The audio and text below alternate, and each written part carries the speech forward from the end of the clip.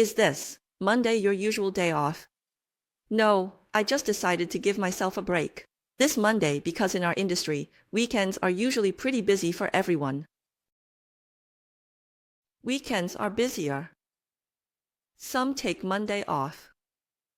I keep Mondays free to catch my breath. Control your schedule. Like real estate, but W-2. You can completely control your own work schedule. We're W-2, but you still have control over your time. I try to keep my Mondays open. I need at least one day to catch my breath.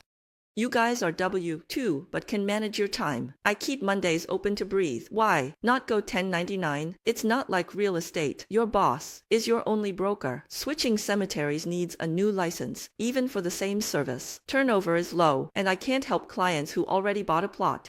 With this license, you can work for any broker, but it is not allowed in our industry. Once you have this license, your boss, your employer is your only broker. That is to say, if I want to switch from rose jars to another cemetery today, although the things I sell are of the same nature, I need to get a new license. Not anyone can enter this industry. Turnover is low. I can't help if they've already bought a plot. If they want to switch or sell, I can't assist. They can sell on eBay or to friends, agree on a price, then come to us for title transfer. I can only sell to clients, not for them. I don't want it anymore and I want to change it. Can you help me sell it? I'm sorry that you can't help him sell it. How can he sell it himself? Some people sell it on eBay, and some sell it to their friends. As long as you two agree on the price, you can come to our company to do this. Title transfer, ownership transfer, I can't help you sell it. You can only sell it to him personally, and I can only sell it to this customer, on behalf of the company. I can't sell it for the customer. Wow, you are the same as new house developers. It's a bit like from this perspective, it all makes sense. Okay, right, it's a bit like that. You introduce yourself to the audience. Hello, everyone. My English name is Rachel.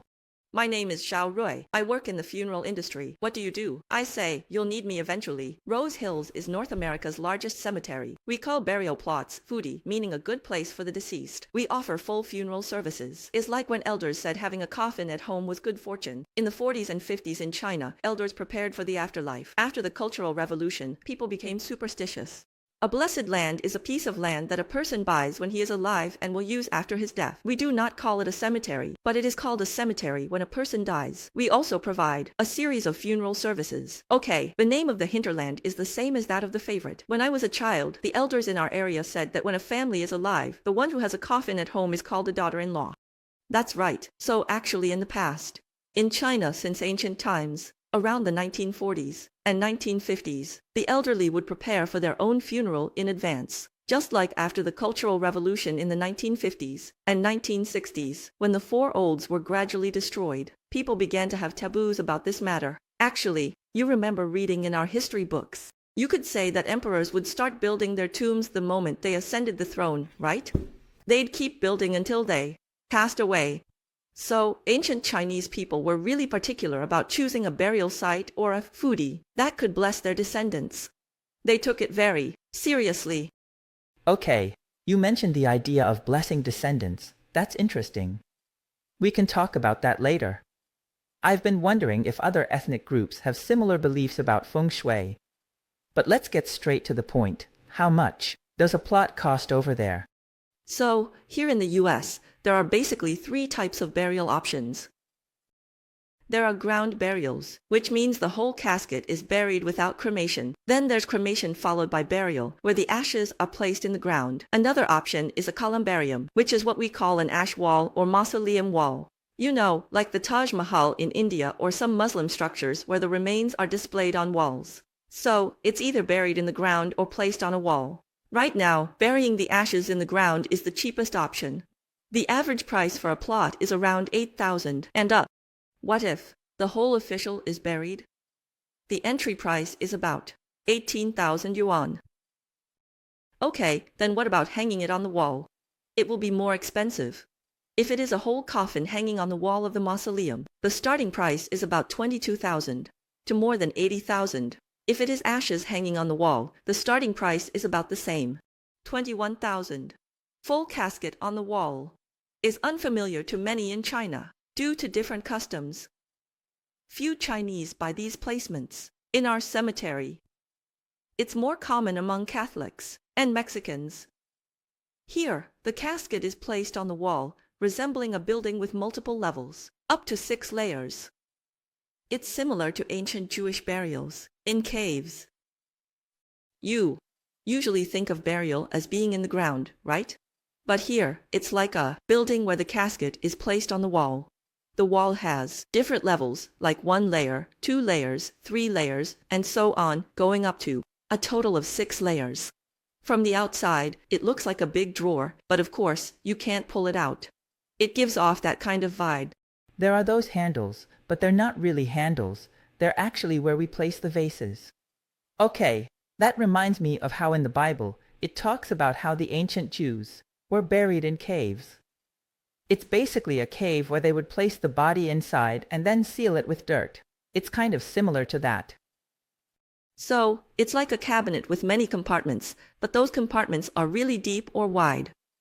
You put the whole casket, which is about the size of a person, inside, and then they seal it up with granite on the outside. So how big are they? For ashes, the area needed is smaller, but for a full casket, it's probably larger. What's the typical size? For a full casket burial, the standard size is 3 feet by 8 feet, standard across the U.S. The width is 3 feet, and you're talking about 8 feet in length. The ashes, it's about half that size. The urn is 3 feet 3 inches wide and 4 feet long, which is half of that. Okay. But sometimes the ashes are not exactly like this, because, for example, a piece of grass may not be a perfect square. It may have some corners. We call this irregular land. As long as it is not big enough to fit a whole object, then that kind of land is used as an urn. Some ash plots are larger. Burial plots hold more value. Smaller plots develop in 2 years, larger in 3 to 4. U.S. houses rise quickly in months. Your process differs. Hillsides or land hold many plots. Based on investment, licenses are needed, not easily given. Not everyone can invest. Soil quality matters. How many buildings can be built on a hill or 111 pieces of land? First of all, it depends on the initial investor and how big the hill he bought is. For this industry, you also need to apply for relevant licenses from the government.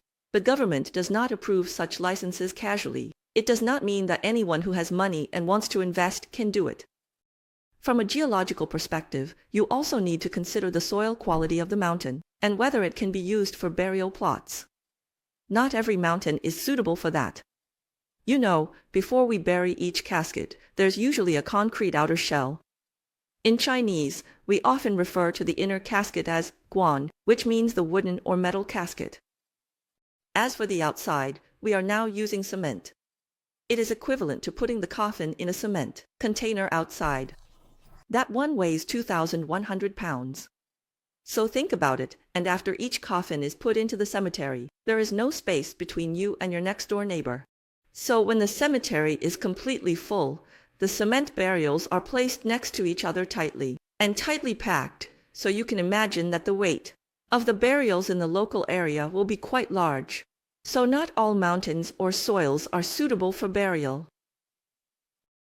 Is it possible for a family to buy multiple plots? If grandparents bought one, then another later, do people often purchase plots long before they need them? Many Americans plan ahead for burial arrangements. If you wait to buy a plot, you might not get the land you want. Being next to loved ones might be difficult. Families, especially African American or Mexican, often buy plots together to stay in one area. Churches do this too. Because if something happens, and you wait to buy a plot, you might not be able to get the land you want. Sure, you can still be buried, but the chance of being next to your loved ones in a spot you like might be pretty slim. Or if you want to do that, you may have to buy very expensive land, like we often see now, sometimes. Some Africans or Mexicans, of course, each pay for their own money. But they buy one family after another so that they can be together in a piece of grass, and I also saw a church. A church buys a cemetery for all its members, or a Buddhist temple buys a cemetery for all its members. These lay Buddhists are buried together. When you mentioned the church, I remember that almost every church in the United States has a cemetery next to, in front of, or behind it. What is the relationship between this and you? Their situation is different from ours. In the US, there used to be a few types of cemeteries. One type is government-operated, which you can imagine is generally for low-income folks. Like I said before, you can buy a house to live in, or even sleep in your car if you need to, right? But when someone passes away, they definitely need a place to rest. You know, I often hear friends say, "Oh, I don't want to talk about this. When I die, just cremate me and scatter my ashes." But it's not that simple. You can't just throw ashes anywhere. You know, the government has certain plots of land designated for people like the homeless, or those in shelters, or anyone else who doesn't have arrangements. If something happens to them, like if they get into an accident, and no one claims them, there's a process for handling that. Then there's the second type, which is churches. Some charitable organizations also have land for this purpose, but those are becoming fewer and fewer. It's because they can't acquire as much land or the necessary licenses anymore, especially since land prices are so high now. So, once their cemetery is full, it's just full. For example, there's a Catholic cemetery near my house where, in the past, local residents could be buried there, but if you weren't part of that church, you couldn't be buried there. Next, we're a private enterprise, right? You mentioned that your company's profession is called pre-planning, right? So, what exactly do you do? Pre-life planning basically means first telling everyone why we need to do deep dive planning. This is a process that requires education. We are not educating everyone from a high position, but just passing on some of these concepts. Then, our main job is to sell this blessed land. The company offers various new burial plots. Pre-purchase to lock prices, fighting inflation. Why plan ahead? Most plan during late-stage illness. Why plan decades ahead? U.S. prices have only risen for a century. It's like locking in today's prices to deal with inflation, 40 or 50 years down the line. Okay, I see that the audience is really eager to know. So, I'll just ask directly, why is it necessary to plan ahead? Don't most people only start planning when they're already in the late stages of something like cancer? Why do you keep saying to plan 40 or 50 years in advance? First of all, the burial plot industry, including funeral services, in the U.S. has only seen price increases over the past 100 years, never decreases. This is the first point. Prices only go up, never down. The second point is that people might think, "Oh, I'll just wait until I'm 90 and close to the end before I think about this. My family has money, so I'm not worried about prices going up." But you know, it's like saying, everyone has probably been to countless birthday parties, but you might have only attended a few funerals. And when you do go to a funeral, it's usually because everything has already been arranged, and you just go in to pay your respects, right? When something like this happens, everything just starts. The countdown begins. Let's talk about a reverse wedding scenario. For example, if I plan to get married in 6 months, but then the COVID pandemic hits, I can just postpone it for another 2 years, right? But if someone has already passed away, how do you postpone that? Are you really going to let your loved one just sit in a freezer? Even if they're in there, after a certain period, it starts costing money. I had a client whose mom had already taken care of all her arrangements. She had already taken care of all her arrangements while she was still alive. She had everything prepared for the funeral, like how she wanted it arranged, and she confirmed all those details. He needs to figure out who he wants to invite, right? He has to invite people for his mom's funeral on whatever date it is. We can't really help him with that. After we finished this, he told me, "Rachel, I just feel so alone." After running a 16-day marathon, I didn't shave for those lonely nights, and I ended up looking really worn out and haggard. So, pre-planning is key. And all the clients I've met, whether they're mine or someone else's, who have taken the time to arrange their burial plots and funeral services while they're still alive. In the end, none of their family members fail to express gratitude for their husband or wife having taken care of these arrangements while they were still alive. Okay, I just remembered that I had an episode before where I talked about trusts. When I was chatting with you, it brought up similar feelings. It feels so distant, but if you actually face it, being prepared in advance can save you a ton of trouble. Xiao Shuai, life is uncertain. We can't predict our lifespan. Planning in your 40s brings peace. Like the mom who planned early. How can I know whether I will die at the age of 70 or 50, right? We often say that in the end, which will come faster, tomorrow or an accident. No one knows, right? If you arrange these things, when you are 40 or 50, it will actually bring you a sense of relaxation, both physically and mentally, and you can still live happily. Look at the 90-year-old mother I just mentioned. She arranged everything for herself when she was in her 40s. But in the end, she lived into her 90s. Now, think about it. When you go to a wedding, everyone is looking forward to it. It's such a joyful and beautiful occasion. But when someone in your family passes away, it's like the whole family is suddenly plunged into grief and sadness. And in those moments, you might face a problem. You might not know if the decisions you're making are what your loved one would have wanted. Let me give you an example. There was a mom who came to arrange her own affairs and brought her son along. A mom came in with her son. I don't want to buy a plot or have a funeral ceremony. Just take me from the hospital. I don't need a fancy casket, just a cardboard box for cremation. Scatter my ashes at Rose Hills in the scattering area. Her son kept asking, Mom, are you sure we can't afford something better? Are you really okay with this? Even if you scatter the ashes, you can still have a nameplate on our wall. So, a lot of people end up being buried together like this. Of course, from a cost perspective, this is definitely the cheapest option. Throughout this process, her son kept asking her, Mom, it's not that we can't afford something better, right? Are you really sure about this? This elderly lady was determined. Even if you scatter the ashes on the grass and cover them, you can still have a nameplate on our wall. She said, I don't want my name up. After seeing the names on the wall, she said, I don't want my name up there. The kids won't find it. Her son felt guilty. Am I making it too simple for my mom's burial? But she was firm. This is what I want. If the mom hadn't arranged these things, the son might feel guilty about making it too simple. But when the mom firmly tells me, this is what I want to do, you realize you're not being too hasty or careless. It was too hasty.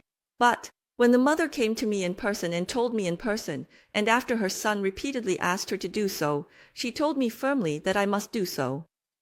When that day comes, and if your mom really does indeed pass away, you won't feel like you're being too hasty or careless about it. Right. On the flip side, some people say, no way. I had a Mexican client, a 19-year-old girl, who came in and said, oh, I already bought my plot a year ago. I'm here to plan my own funeral now. She said, I must have this coffin. I said there are 4 types of coffins to choose from. I asked him, which one do you want? He said, I want the white one with roses on it. He said, because my name is Rose, I want to use the same one as my name. On the same day, the son-in-law who was also planning the funeral service said, I want that blue metal coffin. He was talking to his wife next to him. It was very funny. You know, I just imagined myself lying there alone. He said, when I die one day, you must put me in a white tuxedo and put me in this blue coffin. It looks very nice. How old is the old lady? How old is her son-in-law? His son-in-law was born in 1972. He is 50 years old, 51 years old, and the old lady is 70 years old. Mexicans have children early, yes. We discussed how Mexicans are the most proactive in planning ahead. Unlike Chinese clients, they don't show initial resistance. We used to face situations where people got upset and wanted to leave. Some got angry when we mentioned planning ahead, even yelling at us. My youngest client was 21. Why would a 21-year-old buy funeral services? We've had people come in and get so upset that they want to leave. When we were talking about planning ahead, some people were ready to lash out. We've experienced that too. Wait a second, how do you even approach someone about this? When we go to events, people will ask, hey, what do you do? And we say, oh, we're in the funeral business, doing pre-planning, and their faces just drop. My youngest client was 21 years old. When did you start serving him? Oh, that was a little while ago, early 2023. Let me tell you about the situation. So why would a 21-year-old come in to buy funeral services? He just started working. So he knows that buying a burial plot now is a good idea, and our company is offering 0 interest right now. He's paying for the cheaper option, which is about $170 a month. He's paying in installments for 7 years, and he thinks, I can rent a place to live now, but where will I go after I die? So he wants to get his arrangements sorted out first. He wants to set up his forever home before he continues to strive for more. He's slowly organizing his life here on Earth, but he just graduated and started working, right? Yes. It's a girl. A Mexican-American girl. He graduated, began work, and with his paycheck, explored burial options. The Mexican funeral approach touches me. Before prices rise, he wants to sort this out soon. I'm planning a podcast and want Amin involved. He said that because he often comes to our place, he has seen many places that he is very satisfied with. He thinks that if he can sleep in such a place in the future, he will feel very happy and satisfied. Right, so he thought, since he's working now and before the next price hike, he should get this sorted out as soon as possible. By the way, I'm planning to do an English podcast soon, and I definitely want to get this guy, Amin, involved. I want to bring my friend to discuss life and death. Mexicans offer diverse perspectives. Many things differ from traditional Chinese funerals. Mexicans say goodbye to loved ones. So, how often do you think they visit?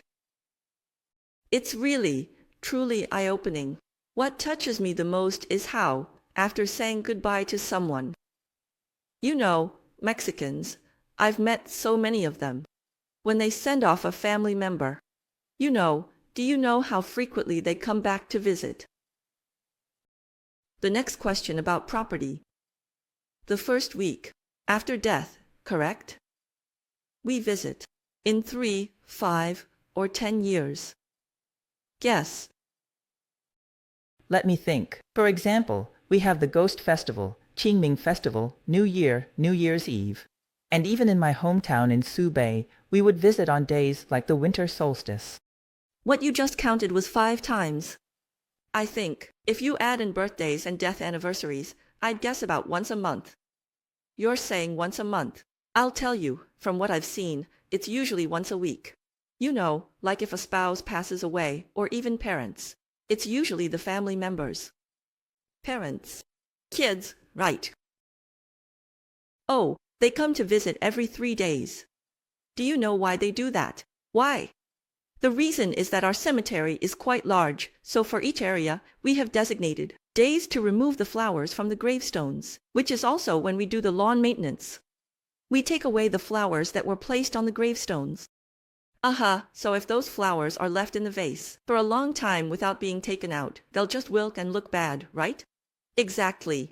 So, every week, when we do the lawn maintenance, we take those flowers away. The reason they come every 3 days is to make sure that before and after the lawn is mowed, they can immediately replace the old flowers with fresh ones. Oh, I get it. They want to make sure there are always fresh flowers there. You're getting goosebumps, right? I know an old gentleman who, indeed, no matter the weather, comes every Sunday at 2 p.m. to visit his wife. She passed away, unfortunately, 6 years ago. So, every Sunday at 2 p.m. for 6 years. Yeah, you just mentioned that girl has been here many times before buying. Right, the reason she keeps coming back is that she has family here, her grandparents, uncles, aunts, and all that. Her parents are still alive, and they've already made their arrangements too. Another reason is that she wants to buy a plot close to her parents. And believe it or not, I have another client. This client is from 1974, and he's Mexican. His eldest son and his partner have both passed away, and they likely died around the same time. So, their goal was to be together in the afterlife. He arranged plots for his eldest daughter, his second son, and his youngest daughter. They've all been buried in the same grassy area, and he even regrets not buying the plots earlier. So, even though his whole family is in that big grassy area, none of the plots are right next to each other, which he finds really unfortunate. He often asks me, hey, the person next to me bought a plot but hasn't used it yet. Can you ask him if he'd be willing to sell it to me, or maybe we can swap? She said, I want to be buried with my husband, like living in the same neighborhood. So, think about it, her youngest daughter is only 14 years old. I was 14 years old, and my parents bought insurance for him. Yes, my mother had bought the land for him, but what was the reason? Well, I don't really know much about Mexicans. They have Catholic traditions, and they also have, what do you call it, Incan traditions. But honestly, I don't really understand their whole perspective on death. Do you have any insights? I think their view on death is that they believe when someone passes away, it's just their physical body that's gone. But the so-called soul of a person, all those spiritual aspects, still exist. They feel that every time they come here to visit their family. It's a way to show their care and love for them. If you look at living Mexican families, their sense of family is really strong. In such situations, you see crowds at cemeteries on weekends. Mexican families bring chairs and blankets for a picnic-like atmosphere. They stay all afternoon. In summer, they stay until 6 or 7. A whole family sits around that plot, and it's not like Chinese people who often just come. They might spend 20 or 30 minutes cleaning up, say a few words, and then leave. These families will sit there for the whole afternoon. Families spend hours there. In summer, it closes till sunset, so many stay until 6 or 7. Children visit alone, sitting quietly. Others play songs on phones. What do they do for a few hours? They just sit there. Sometimes, if it's a child visiting their parents alone, I've seen them come by themselves, bringing a chair, sitting quietly by the side, and reading a book for the whole afternoon. Some people even turn on the radio or their phones and play their loved ones' favorite songs on repeat. Chatting, laughter. Yeah, there's really a lot of laughter, starting from Halloween all the way to Christmas. If you ever get the chance to visit us, you'll see that every decorated grave is really at least prettier than my house. You know, there are actually quite a few people who go and bring those big, fresh Christmas trees to place right in front of the graves. And aren't solar lights very popular now? So many families often do that. Because it does it piece by piece, it will use a small fence to enclose the land of its family members and make many decorations in the land of its family members. I can send you some photos later. It's really cool. They put a lot of thought into it and installed a lot of solar lights. Because there are no lights in the cemetery at night, when you go up the mountain at night, you will see twinkling stars. Listeners, next time, on Halloween Eve in 2024, you don't need to go to any other events. Just take a stroll around the nearby cemetery. It's actually pretty easy to talk about. Feel it. As other places focus on being ghosts. Working in the cemetery gives me a sense of peace. Walking the grounds, I feel everyone here is resting quietly. Regardless of their past, they can finally rest in peace. I hope even those without faith find some peace. Families often visit and care for the graves, maintaining them alongside us. They rest in peace now. I hope even those without faith find rest. Families visit and maintain graves, but some graves show no visits. Then you can see that the cemeteries, where families often visit, are often cleaned very well, in addition to us helping everyone to clean the grass. There are special cleanings for those graves. For example, the stones will be polished brightly and will remain bright after many years. The grass will be trimmed well and there will always be fresh flowers on it. You will also see some places where you can tell at a glance that the person lying here has no relatives to visit him. 2 points. First, to George's Little Show listeners, live long and prosper. Second, a question on burial sites. For Chinese, feng shui is crucial for positive impact. Even in the US, others, like Mexicans, don't prioritize it. In Los Angeles, more know about feng shui, but don't. Ethnic groups like Mexicans have varied views on feng shui. In Los Angeles, more people know about it, but it's not a priority for burial sites. Americans focus on views, affordability, and family plots, unlike Chinese who avoid the number 4. This mindset aids sales.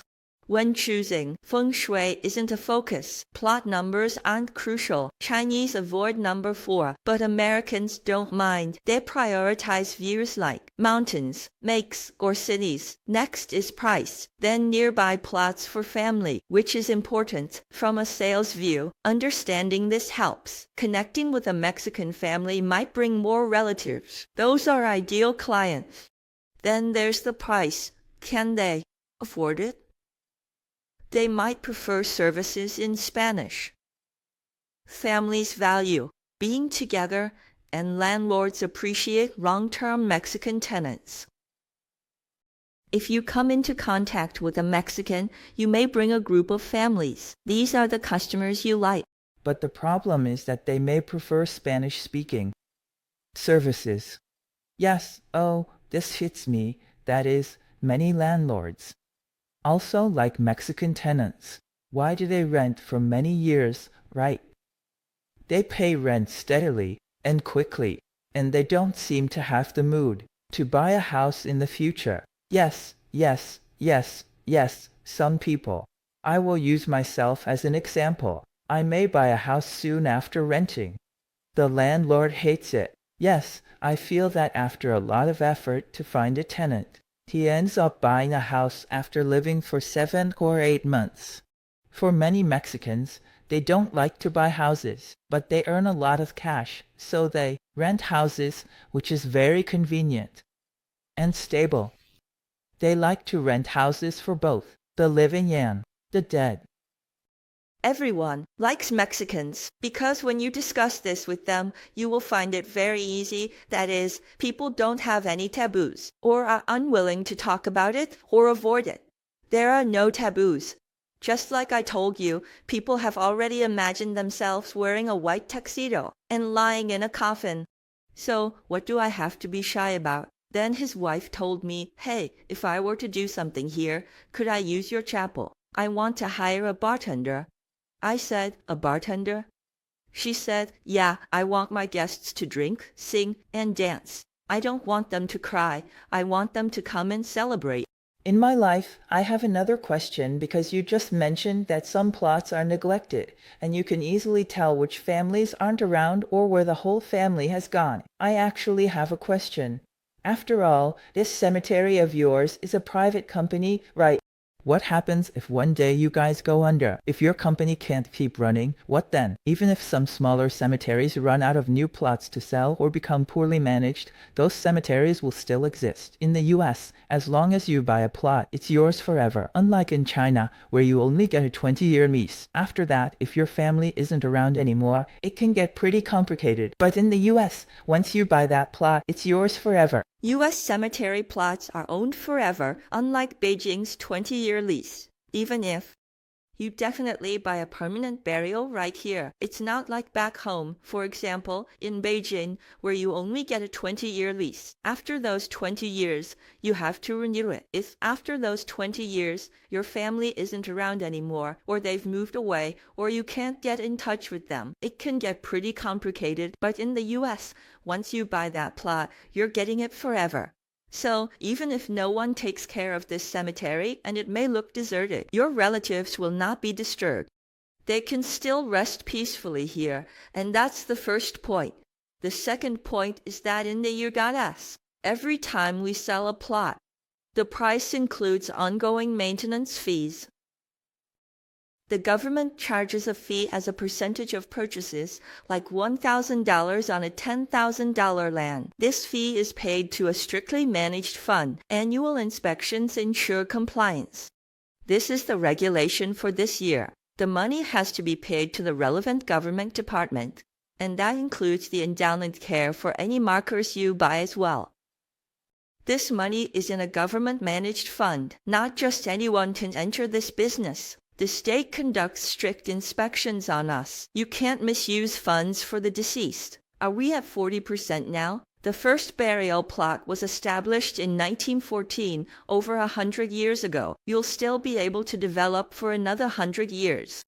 You absolutely can't mess with the money for the deceased. You guys have developed a certain percentage, right? Are we at 40% now? You mentioned before that the first burial plot was established over 100 years ago, back in 1914.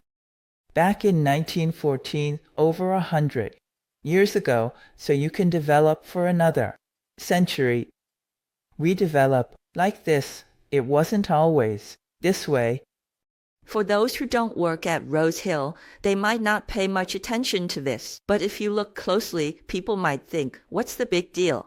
Just dig into the hillside, lay down some grass, and bury them, right? But it's not that simple. Each piece of land, every slope, has to be evaluated to see if it can be developed. If we can turn that slope into a cemetery, we have to make it suitable for that kind of grassy area. We first need to use an excavator to dig down 12 feet. So we have to take that original mountain soil and sift it again, then refill it with soil that doesn't have any sand or stones in it. Meaning the soil dug down 12 feet is sifted and repacked. Right in between, we have to set up proper drainage because we're laying down grass on top. So there needs to be a drainage and irrigation system like this must be planned ahead.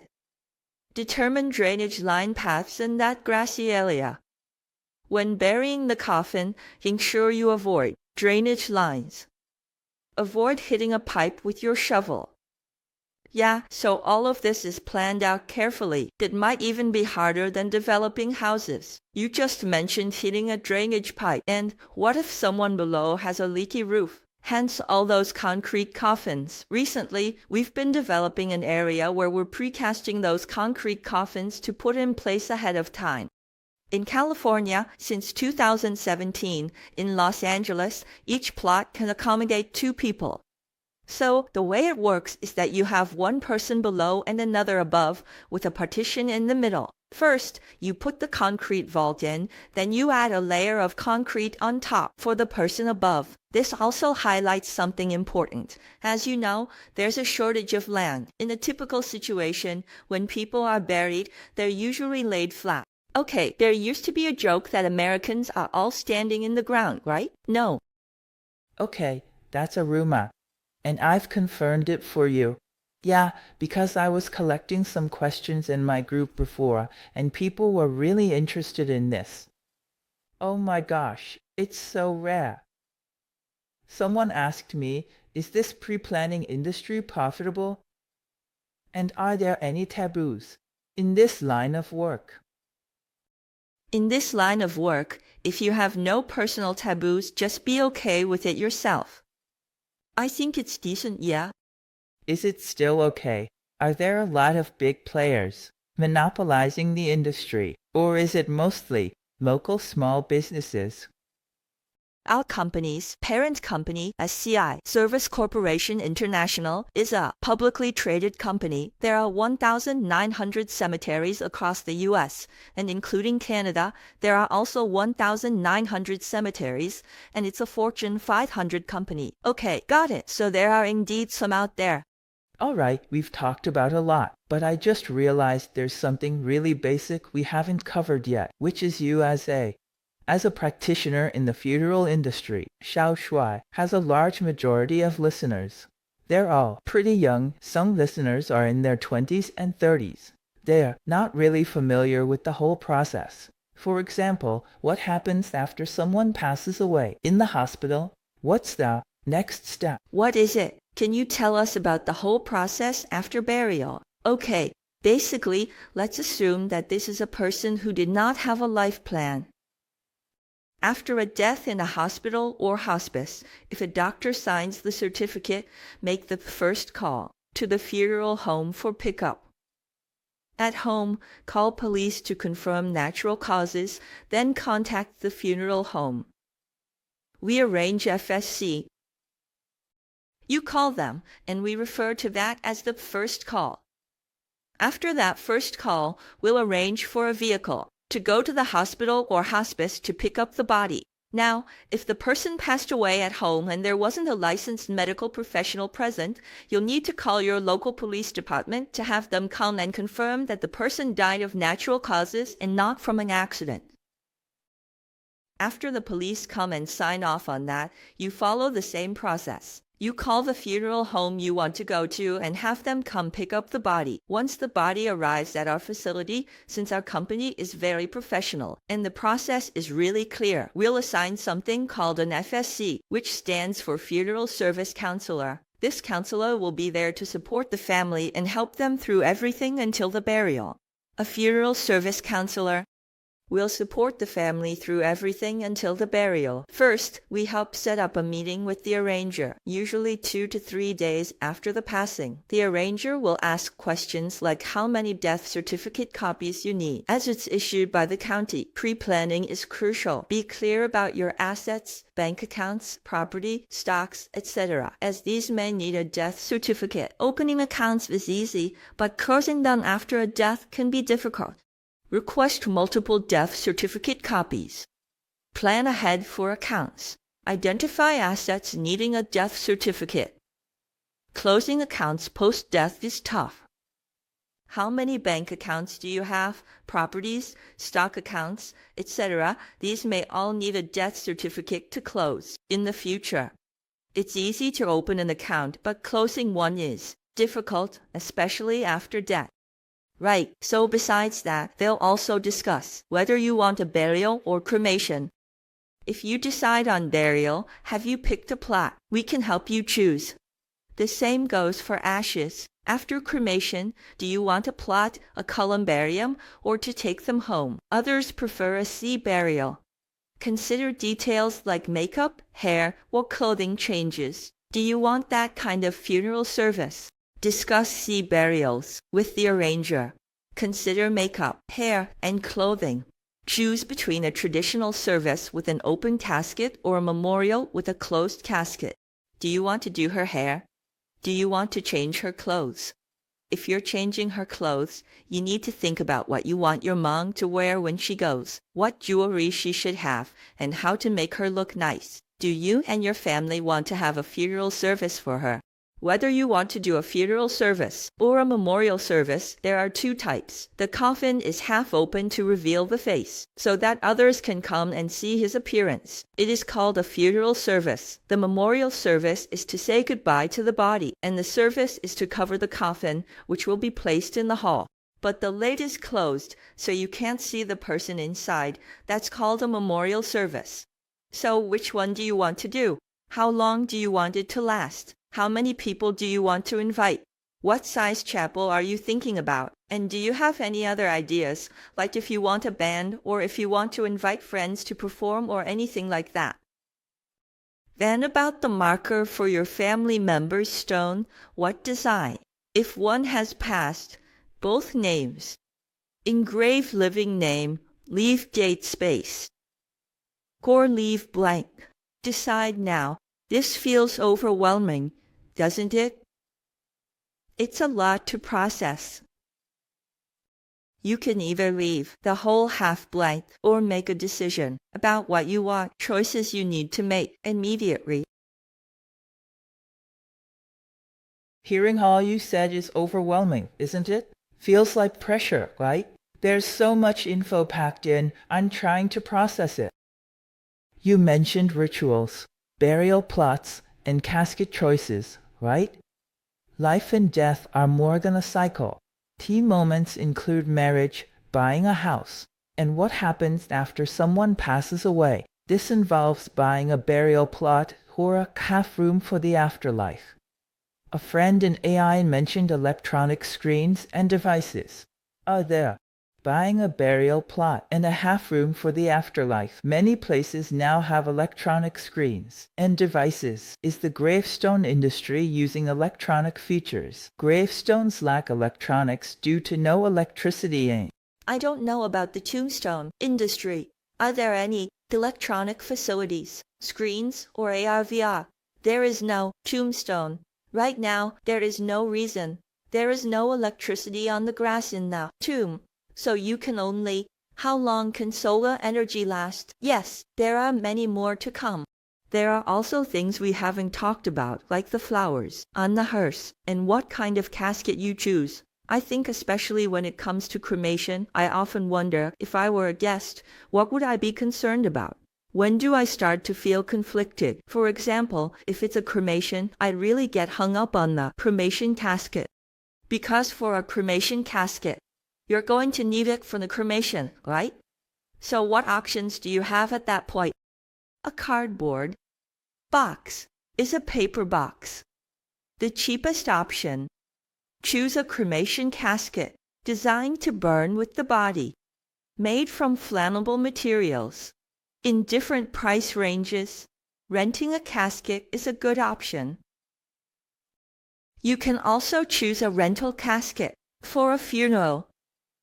Using a cardboard box looks bad, right? But if you buy a cremation casket, it could cost you up to $3,000, which feels off. Yeah, right. So at that point, you could rent a casket that looks nice, but renting a casket comes with its own set of issues. Plan ahead for cremation to avoid tough decisions during emotional times. You don't need to move the person again, whether it's a cardboard box or a casket you bought yourself. You know, what I mean is, if you don't decide these things ahead of time, just imagine being a family member trying to make those decisions in such a short, sad time. You'd be so conflicted. Even if I let you choose today, you'd still be struggling with it. And it's where you haven't had any deep knowledge before, right? Right, because when all this information comes flooding in, the information might not be hard to deal with. But when it all comes at once, it's things you've never thought about before. It's hard to weigh the pros and cons, but if you've thought earlier, you'll know to make them. How many people prefer burial over cremation? About 30% choose cremation, mostly among Asian people. Right, 30%. In the political theater group, what about white people? Mexicans, especially Catholics, avoid cremation. And in fact, many Asians are now coming from China. Many people who have already reached the end of their lives, but they don't know that burial is allowed in the United States. He thought that in America, everyone was cremated, so he had been planning for that all along. But when the time came, he found out, oh, you can actually be buried here. I had a client who passed away last June. He always wanted to be cremated and have his ashes scattered in the ocean, but he never discussed this with his son. When he talked to his son, born in the U.S., his son said, "Dad, I don't want to throw you in the ocean. The ocean is so cold, and I can't do it. Secondly, you're the first generation in our family to come to America. And I hope that when I want to see you in the future, I'll have a place on this earth to find you. So I don't want you to throw it into the sea. So this is the ashes, cremated and then buried, right?" When he really passed away and was really going to be buried, his wife really sat down and talked to the arranger, and then she knew that it could be buried. His wife finally decided to bury him. His wife's original words at the time were, "I couldn't bear to burn him. Felt that it would be too hot to burn him. I am fat and afraid of heat. I don't like it. If you ask me now, or bury him under a tree, yeah, I wouldn't choose a sea burial either. I still believe in being buried in the ground." So, let's talk about gravestones. Since you've seen so many, are there any things people do or write on gravestones that really stand out to you or resonate with you? In our cemetery, we have 2 gravestones that should belong to high monks. They are indeed Buddhist monks who have practiced Buddhism to a high level. They write Buddhist teachings on the tombstones there, which is quite beneficial. There are indeed also some other things that I didn't mention just now, which I saw in our cemetery or in a cemetery with many large tombs. So besides the standard plots that are 3 feet by 8 feet, there are also private plots. What's a private plot? A private plot is a piece of land that's enclosed and belongs to your family. It has a semicircular stone backing within your area, so your family can fit 8 people or however many you want. It's all arranged by your family, and we call that private. The prices for these private plots usually start at over $1 million. Over $1 million, even $2 million. Some gravestones represent families showing life. I saw one from Taiwan. For a former general, it was tall. Others emphasize professions like CPA or lawyer. Detailed stories on upright stones only. Flat stones have just a name and photo. Some people emphasize that they are CPAs, some are lawyers, etc. There are people like this who emphasize their profession. Okay, and some people write really long life stories on their gravestones, but that's usually for upright stones. If it's a flat stone, like the ones on the grass, there's not much room for engraving, usually just the name and a photo. Born on this date, right? Okay, when my time comes, I'll just write that I was a guy who loved to hear stories. Fine. Fine. Are there any QR code websites or something like that? I haven't seen them. Most of them are engraved with something like a cross if it's a church, or a lotus if it's a Buddhist temple. You can tell a little bit about their business from this. Religious beliefs. Okay. Because I keep hearing people say, oh, I want to put a QR code on my gravestone so people can scan it and see me. I've been to some other cemeteries, and honestly, there's nothing too fancy about it. At most, they just write something like beloved mother, daughter, aunt, or something like that. Just simple messages like that. Okay. So, do you have any memorable client stories from your work that you can share with us before we wrap up? I feel a connection with every client I serve, like a bond of life. Sometimes I notice that some families already have someone buried here. For some people, there is no one buried here at all, but from my point of view, I feel that I have arranged the last major event in his life according to his wishes. Honored to help him, it's not just sales, it's introducing you to auctions. Choose what suits you, like the client who wants comfort. Keep my number handy. I'll check in periodically. I'm not looking forward to your passing, but remember my presence. You bought funeral services from me, and I know what you've chosen. Call me first, just like the guest. You feel the most comfortable state when you lie in it. I think this is the state. So I told the guest that day that he must keep my phone number. I will continue to visit you. I am not eagerly awaiting your death, but I will remind you of my presence. You bought the funeral service from me, and only I know the details, so call me first when needed. You won't have to repeat to someone new what you arranged or what you bought. Often, some clients have had their funeral services arranged for 20 or 30 years. Just the other day, I had another client, a mother. He bought it 8 years ago, and he doesn't remember what he bought since I didn't check records. So I said, hey, if you haven't bought this, you can consider this. Okay, I'll buy it right now. Later, I said, don't worry, I'll check your history to see if you bought it. Well, when I checked his records, he found out that he bought it 8 years ago. So he said, if you didn't help me check, I wouldn't know what I bought. So I told them that as long as I'm alive, I hope to help you arrange this last step of your journey. You know, that connection with someone's life really drives me or motivates me. It makes me feel at peace every day while doing this work. I can't say it's comfortable, but I genuinely feel a sense of accomplishment, and that's one of the reasons I keep doing this. So, will you keep in touch with the family members who are still alive after everything is done with the client? Yes, I will. It could happen, especially with direct family members. If a spouse passes away, the surviving spouse needs time. I follow Chinese customs, checking in every 7 days, for 49 days to see if they're moving past grief.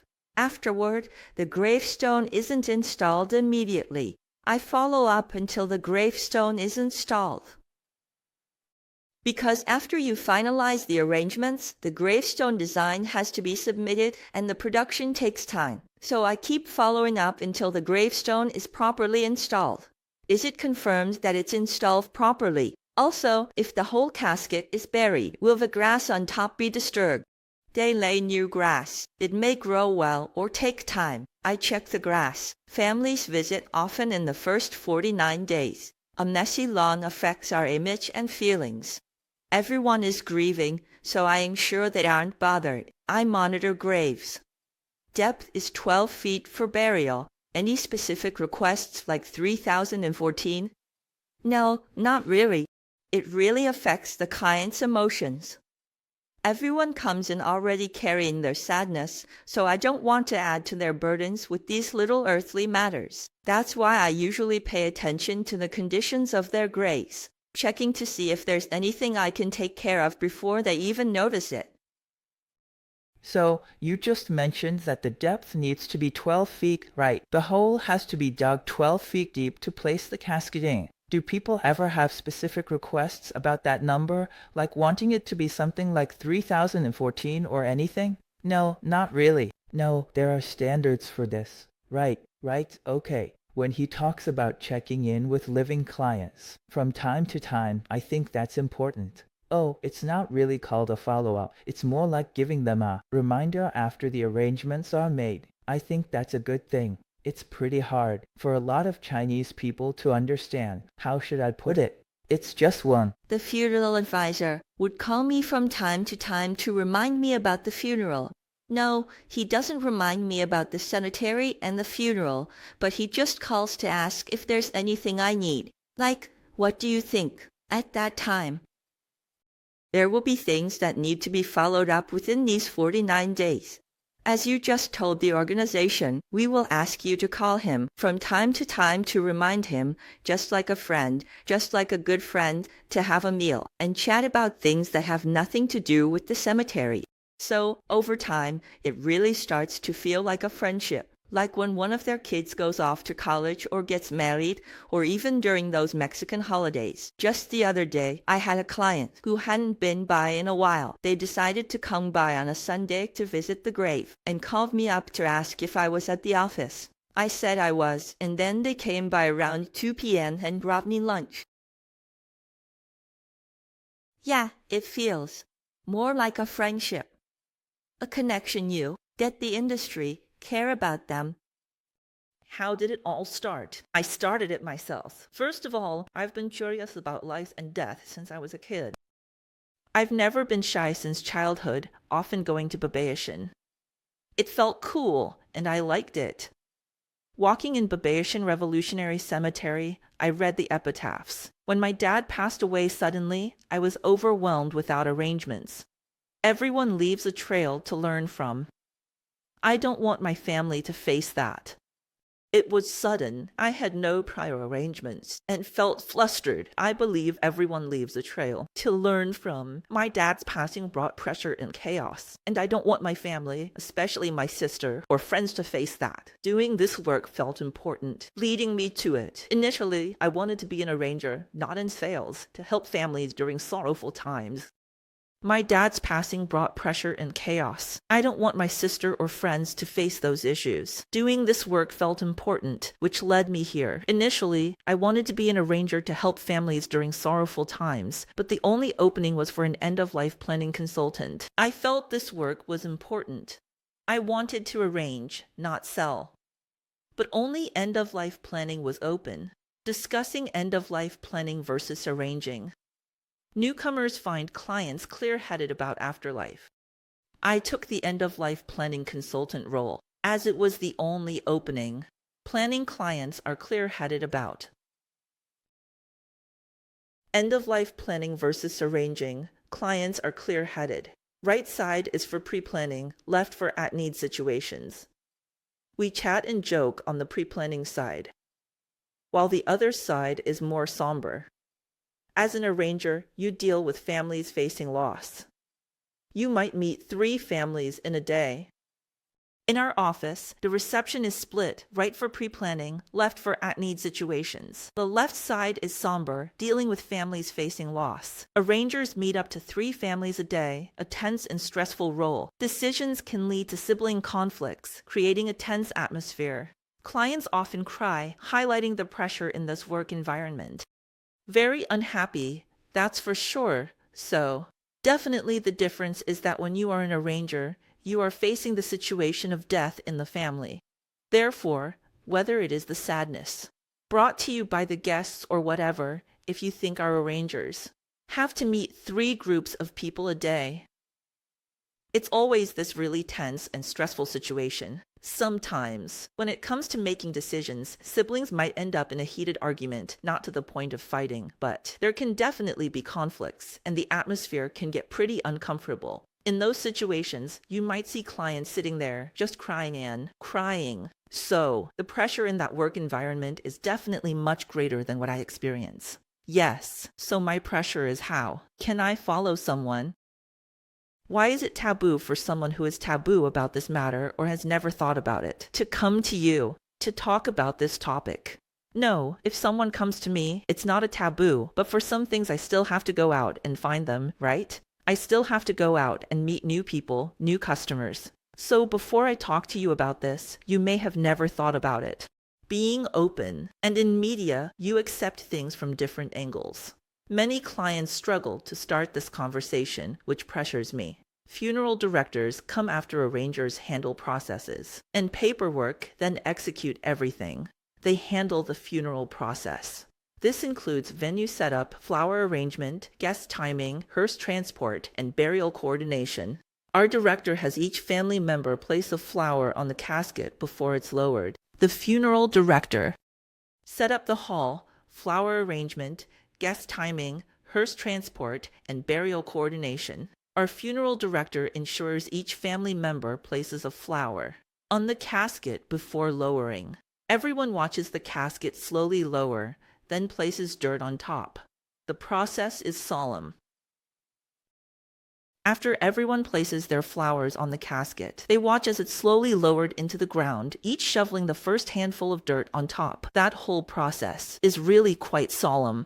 In real estate, they need licenses. How difficult is it? It wasn't too hard back then. After deciding to enter this field, what efforts and preparations did you make?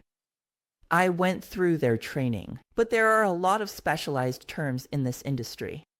After deciding to enter this field, because of your father's situation, what kind of efforts did you put in and what preparations did you make? What kind of efforts did you put in? And what preparations did you make? Since it's a pretty big company, I had to go through their training. In fact, we still have mandatory training every month. The company also has something called Dignity University, which assigns us some mandatory courses every year that we have to complete. The exam is a 2-week training course. That leads to the state government license exam. What's the training and exam about? What subjects are covered? It starts with respect and care. What are the funeral basics? Then there are casket and urn materials with industry specifics. The company hires, then trains. Unlike becoming a lawyer, where you pass bar first, here you get your license through the company. Casket and urn materials are industry specific. Company hires, then trains, and licenses you. Unlike lawyers, no pre-exam needed. You said the company hires you first, then they send you for training, and the exam, right. Unlike other professions, like becoming a lawyer where you have to pass the bar exam first. For us, the company hires you first, and then you get your license through the company. The company recruits you, and then you go to take the license exam. I have never seen what my license looks like, and the license is kept in the company. I must retake the test at another cemetery. We are almost out of time. Anything else to share? In the 21st century, U.S. insurance awareness has improved. Everyone gets car insurance with a car purchase. But having it doesn't predict accidents. You hope to pay and never claim. For end-of-life planning, ready or not, there's a final destination. Even those who've lost loved ones say it's already happened. Everyone has car insurance. When you buy a car, you insure it. But having car insurance doesn't mean you know when you might get into an accident. You hope to pay monthly and never claim. For end-of-life planning, there's always a final destination waiting for you. Many who lost loved ones say even if someone is near death, they aren't ready. They're not ready to face death. He is a person who has such an end standing there waiting for you. And even many people who have experienced the departure of their loved ones will say that even if it is already. The person who is dying and on the road to death is not ready for that, right? He is not ready for this death. Every family I have met has made advanced plans for their lives. When you leave this world, those days will provide your family with an incredibly immense sense of relief and ease, reducing a lot of the difficulties they already have to face while they're already dealing with extreme sadness. So this arrangement is early or late. From an economic point of view, arranging it early is equivalent to saving money early. You are saving money right. For many cemeteries, the price is basically double every 7 years. Overall, in the US, cemetery prices double every 7 years. And they never go down, so don't even think about prices dropping. Right now, you can make monthly payments of $200 or $300, which isn't too much pressure. But when the time comes, it's a one-time payment that needs to be settled up front. So that moment for the family might also be a moment. I once saw a YouTube video made by a friend in San Diego about a mother who passed away in the United States. After the mother passed away, they began to search everywhere in San Diego. There are various price comparisons for cemeteries, but what is the final result? So you can imagine how conflicted I was during that time. So what I mean is, since everyone has such a good sense of insurance, why not take your last step? In fact, it is the same as writing a will or setting up a trust, except that you are implementing it on a real thing. Zhao Rui, or Rachel, is a radio host in Los Angeles. I host on AM 1300 Chinese radio, doing hosting and news. My show airs Wednesdays and Thursdays from 1 to 2 p.m. Hello, dear listeners. Welcome to 5 Flavors of Chat. So, where can people listen to you? I usually host a program on the Los Angeles AM 1300 Chinese radio station where I do both hosting and news. So if you're tuning into 1300 while driving, my show airs on Wednesdays and Thursdays from 1 to 2 p.m., and I also do the news every weekday at 5 p.m. Right. Let's wrap up by using your usual opening line for your show. How do you usually start your program? You know, something like, "Hello, dear listeners, welcome to."